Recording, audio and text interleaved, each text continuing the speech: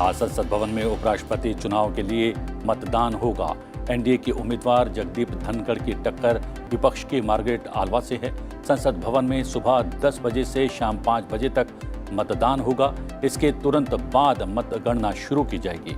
देर शाम तक नतीजे भी घोषित कर दिए जाएंगे। भाजपा अपने दम पर जगदीप धनखड़ को चुनाव जिताने की स्थिति में दिखाई दे रही है। पार्टी के पास लोकसभा में 303 तो राज्यसभा में 91 सदस्य हैं।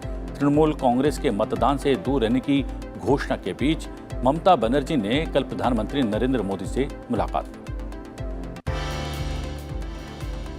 राज्यसभा सोमवार को अपने सभापति एम वेंकैया नायडू को विदाई देगी, जिनका कार्यकाल 10 अगस्त को पूरा हो रहा है। राज्यसभा के उपसभापति हरिवंश ने शुक्रवार को सदन में इसकी घोषणा की। राज्यसभा के सभापति एम वेंकैया नायडू ने शुक्रवार को स्पष्ट किया कि आपराधिक मामलों में सांसदों को कोई विशेषाधिकार प्राप्त नहीं है। सिविल मामलों में जरूर उच्च सदन के सदस्यों को कुछ विशेष अधिकार मिले हुए हैं। मालूम हो कि विपक्षी सदस्यों द्वारा राज्यसभा में केंद्रीय एजेंसीज का दुरुपयोग कर उनके नेताओं को परेशान करने का मामला कई बार उठाया जा चुका है।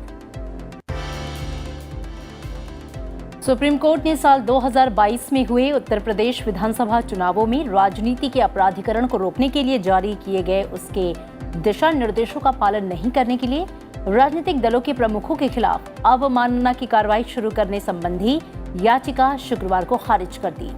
न्यायमूर्ति BR गवई और न्यायमूर्ति PS नरसिम्हा की एक पीठ ने कहा कि इस मामले पर विचार करने के लिए निर्वाचन आयोग के पास सक्षम प्राधिकार है। शीर्ष अदालत वकील ब्रजेश सिंह द्वारा दायर याचिका पर सुनवाई कर रही थी। प्रवर्तन निदेशालय ने शुक्रवार को क्रिप्टो करेंसी एक्सचेंज वजीर एक्स के खिलाफ मनी लॉन्ड्रिंग मामले की जांच के सिलसिले में 64.67 करोड़ रुपए के बैंक जमा पर रोक लगा दी है। क्रिप्टो एक्सचेंज के खिलाफ एजेंसी की जांच भारत में चल रही चीन की कई कर्ज देने वाली ऐप के खिलाफ जारी जांच से जुड़ी है। ईडी ने पिछले वर्ष वजीर एक्स पर विदेशी मुद्रा प्रबंधन अधिनियम का उल्लंघन करने का आरोप लगाया था। केंद्रीय स्वास्थ्य मंत्रालय की ओर से जारी आंकड़ों के अनुसार देश में संक्रमण से 70 और लोगों के मौत की पुष्टि हुई है और मृतकों की जो संख्या है वो बढ़कर 5,26,600 हो गई। बर्मिंघम कॉमनवेल्थ गेम्स के 8वें दिन भारतीय रेसलर्स ने मेडल्स की बारिश कर दी।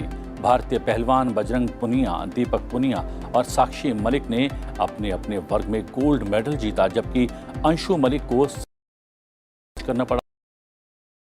काकरन और मोहित ग्रेवाल ने भी कांस्य पदक जीतकर देश का मान बढ़ाया।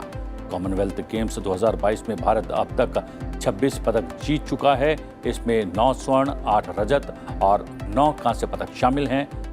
राष्ट्रपति, उपराष्ट्रपति, प्रधानमंत्री, लोकसभा अध्यक्ष ने ट्वीट कर विजेताओं को बधाई दी है और शुभकामनाएं दी हैं। तो ये थी राज्यों की सुर्खियों पर। अब हम डालेंगे नजर, देखते हैं राज्यवार खबरें। पश्चिम बंगाल की मुख्यमंत्री ममता बनर्जी ने दिल्ली में प्रधानमंत्री नरेंद्र मोदी से मुलाकात की। दोनों नेताओं के बीच कई मुद्दों पर बातचीत हुई और इस दौरान पश्चिम बंगाल की मुख्यमंत्री ममता बनर्जी ने विकास योजनाओं के 1 लाख करोड़ के बकाये फंड का मुद्दा उठाया। 700 भाषाओं के सर्वेक्षण का आज पहली बार प्रदर्शन किया जाएगा। पाली विभाग सावित्रीबाई फुले पुणे विश्वविद्यालय में आज शाम 4 बजे इसे प्रदर्शित किया जाएगा। त्रिपुरा के मुख्यमंत्री माणिक साहा आज प्रधानमंत्री नरेंद्र मोदी से मुलाकात कर उन्हें राज्य में चल रही विकास परियोजनाओं की मौजूदा स्थिति से अवगत कराएंगे। ओडिशा के मुख्यमंत्री नवीन पटनायक आज 4 दिवसीय दिल्ली के दौरे पर आएंगे। सीएम पटनायक आजादी का अमृत महोत्सव के लिए राष्ट्रीय समिति की बैठक और नीति आयोग की 7वीं गवर्निंग काउंसिल की बैठक में भी हिस्सा लेंगे। प्रवर्तन निदेशालय ने पात्रा चौल मामले में जांच के लिए शिवसेना सांसद संजय राउत की पत्नी वर्षा राउत को तलब किया है।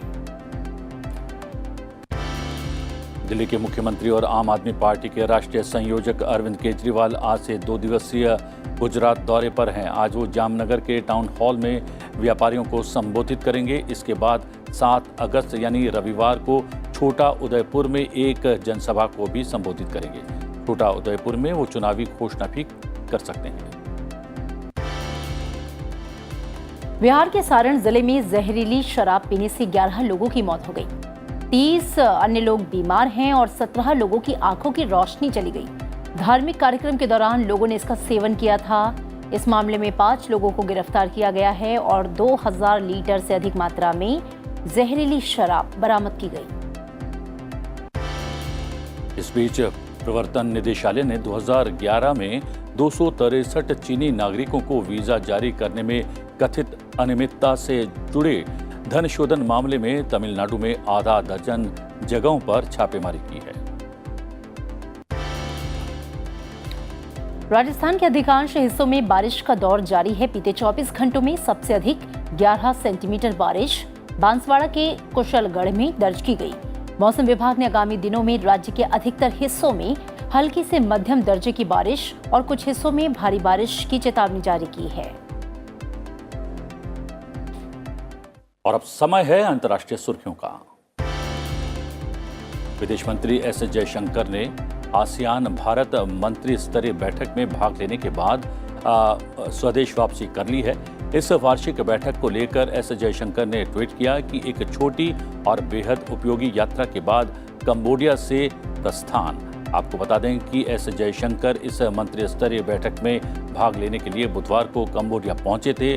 गुरुवार को उन्होंने कंबोडिया के प्रधानमंत्री हुन सेन से वार्ता की और विरासत संरक्षण पर निरंतर मदद का आश्वासन भी दिया। उन्होंने एक दूसरे के विचारों को साझा किया। चीन और ताइवान के बीच इजरायल ने गाजा पर मिसाइल दागने शुरू कर दिए हैं। फलस्तीनी उग्रवादी समूह के साथ कई दिनों के तनाव के बाद इजरायल ने घरेलू स्तर पर विशेष स्थिति की घोषणा की और इसके कुछ ही देर बाद गाजा ने जवाबी कार्रवाई करते हुए इजरायल पर 2 मिसाइलें दागी। गाजा पर हमले से मरने वालों की संख्या बढ़कर 4 हो गई है, तो वहीं फिलिस्तीनी मिलिटेंट ग्रुप का कहना है कि हमले में उसका कमांडर भी मारा गया। ताइवान में अमेरिकी प्रतिनिधि सभा की अध्यक्ष नैन्सी पेलोसी के दौरे से बौखलाए चीन ने शुक्रवार को भी ताइवानी क्षेत्र में युद्धक विमान भेजे। उसने शुक्रवार तड़के ताइवान क्षेत्र में 20 जंगी विमानों को भेजा। इसे देखकर ताइवान ने भी मिसाइल प्रणाली तैनात कर दी। इस बीच बीजिंग ने नैन्सी पेलोसी के ताइवान द्वीप के दौरे पर कार्रवाई करते हुए कई प्रतिबंधों की घोषणा की है। अमेरिका ने चीनी कदम को तनाव भड़काने वाला बताया है।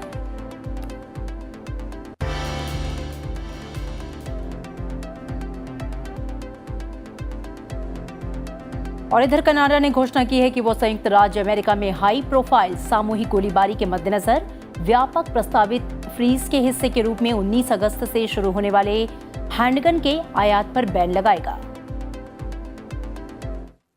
The time is now to get guns off our streets, keep them out, and bring more resources into communities.